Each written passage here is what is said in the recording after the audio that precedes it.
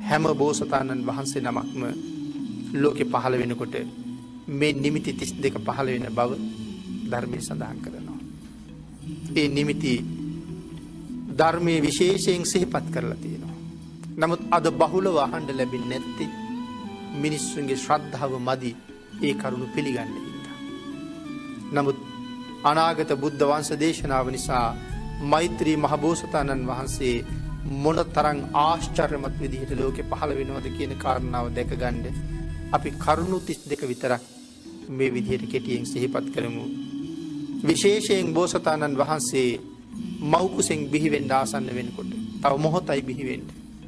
මේ මහ පොළොව විශේෂයෙන් කම්පා වෙනවා කියලා සඳහන් කරනවා.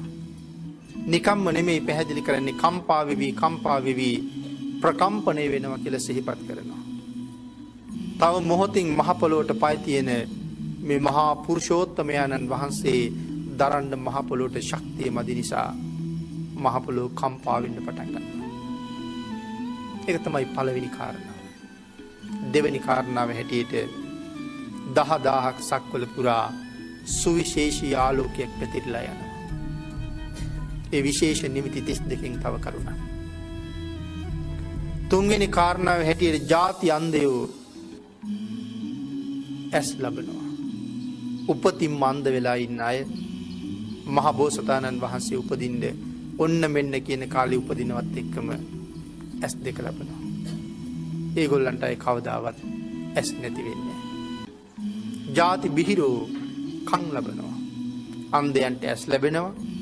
බිහිරන්ට කන් ලැබෙනවා. ගොළුවන්ට කතා කරන්න පුළුවන් වෙනවා. මේක සුවිශේෂී කාරණාවක්.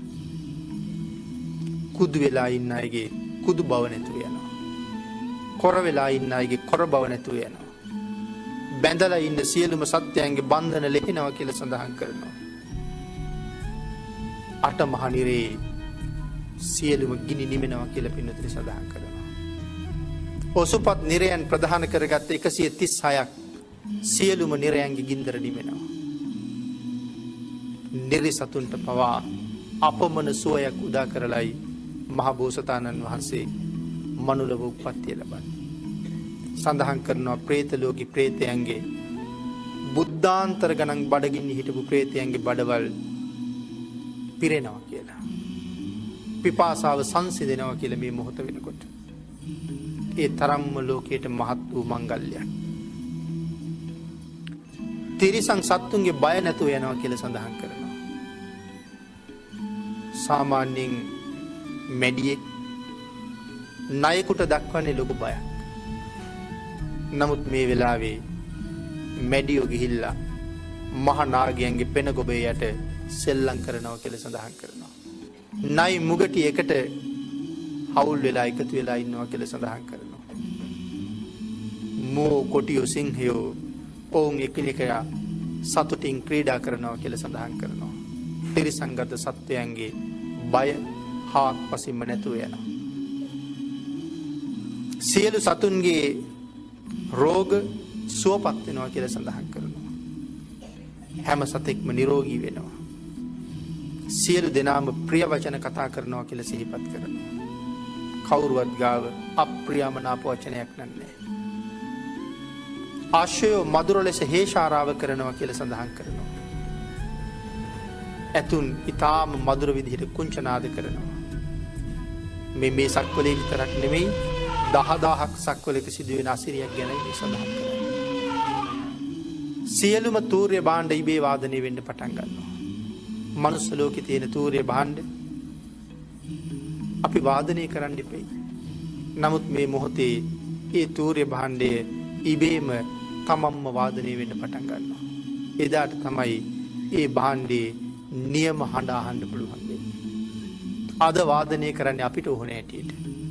එදාට වාදනය වෙන්නේ ඒ භාණ්ඩේ තමන්ට ඕන හැටියට. ඒක තමයි තමන්ගේ නියම හඬ. ඊළඟට සඳහන් කළා සියලුම ආභරණ මිනිස්සු පැළඳගෙන ඉන්න හැම ආභරණයකින්ම හඬ නැගෙන්න පටන් ගන්නවා. ආභරණ එකිනෙකට ගැටි හඬක් නැගෙන්න පටන් ගන්නවා. සියලු දිශාවන් පැහැදිලි වෙනවා. සිසිල් සුළං හමන්න පටන් ගන්නවා. අකල් වෙහි වහින්න පටන් ගන්නවා. පෘථුවියෙන් ජලය මතුවෙන්න පටන් ගන්නවා. පක්ෂීන් ඉගිල්ලෙන්නේ නැතුව එක තැන නතර වෙලා ඉන්නවා කියලා සඳහන් කරනවා. ගලන ගංගා ගලන්නේ නැතුව නවතිනවා කියලා සඳහන් කරනවා. සාගර ජලය මధుර රස වෙනවා කියලා සඳහන් කරනවා. ලවණ රස නැති වෙලා මధుර රස බවටපත් වෙනවා. හිරු බැසගෙන හිරු බැබලෙද්දීම තරුත් බැබලෙන්න පටන් ගන්නවා. හිරුත් පේනවා තරුත් පේනවා. සියලුම නිරිසතුන් දෙවියෝ අරූපතල හැර මිනිස්සුන්ට හැම නිරයක්ම පේන්න ගන්නවා. මිනිස්සුන්ට දිව්‍ය ලෝක 6ම පේනවා. මිනිස්සුන්ට අරූපතල 4යි අසඤ්ඤ තලයයි හැර ඉතුරු බ්‍රහ්ම ලෝක 15ම පේනවා. එහෙම අපූර්ව මොහොතක් උදා වෙනවා. සිව් දිසාවේම ගස්ගල් පඳුරු ආවරණ කරන්න නැතුව යනවා කිසිම දෙයක්. මිනිස්සු බැලූ අතේ ඕන තරම් ඈත පේනවා. අර ගල නිසා පේන්නේ මේ ගහ නිසා පේන්නේ අර පඳුරු නිසා පේන්නේ කියලා ආවරණයක් නැහැ. බැලූ හාත්පස බලන පැත්තේ බාධාවක් නැතුව පේන්න පටන් ගන්නවා. සත්වයන්ගේ සියලුම දෙනාගේ චුති උප්පත්ති නවතිනවා. කිසිම සතෙක් මැරෙන්නෙත් නැහැ. කවුරුවත් අලුතෙන් උපදින්නෙත් නැහැ. දිව්‍යමය සුවඳ 10000ක් සක්වල පුරාම පැතිරෙනවා. මේ මහ පොළොව පලාගෙන නෙළුම් පිපෙන්න පටන් ගන්නවා. පියවර 7ක් වෙනුවෙන් මල් 7ක් පිපුණ නෙවෙයි 10000ක් සක්වල සම්පූර්ණයෙන්ම නෙළුම් මලින් පිරීලා ඉතිරිලා යනවා කියලා සඳහන් කරන්නේ. මහ කළුගල් පලාගෙන දණ්ඩ පදුම කියන නෙළුම් පිපෙනවා කියලා සඳහන් කරනවා. පස් කඳු පලාගෙන නෙළුම් පිපෙනවා. මහ පොළොවේ වැලි ඇටයක් තනකොළ කෙන්දක් පේන්නේ නැතුව තනිකරම අතුරු සිදුරු නැතුව නෙළුම් පිපෙන්න පටන් ගන්නවා. මුළු අහසම ඕලම්බික පදුමයන්ගෙන් පිරෙනවා කියලා සඳහන් කරනවා. අහස් තලයේ පේන්නේ කාටවත් තනිකරම නෙළුම් මල් වියනක් 10000ක් සක්වල පුරාම පැතිරුණා කියලා සඳහන් කරනවා. 10000ක් ලෝක ධාතුව වටා මල් වැල් ඇදෙනවා කියලා සඳහන් කරනවා. 10000ක් ලෝක ධාතුව වටා පරම සෞභාග්‍යයක් උදා වෙනවා කියලා සඳහන් කරනවා. 10000ක් සක්වල පුරාම වහලා තියෙන හැම දොරක්ම ඒ මොහොතේ ඇරෙනවා කියලා සඳහන් කරනවා. එහෙමනම් මේ විදිහට නිමිති 32ක් පහළ වෙන බව විශේෂයෙන් සිහිපත් කරලා තියෙනවා.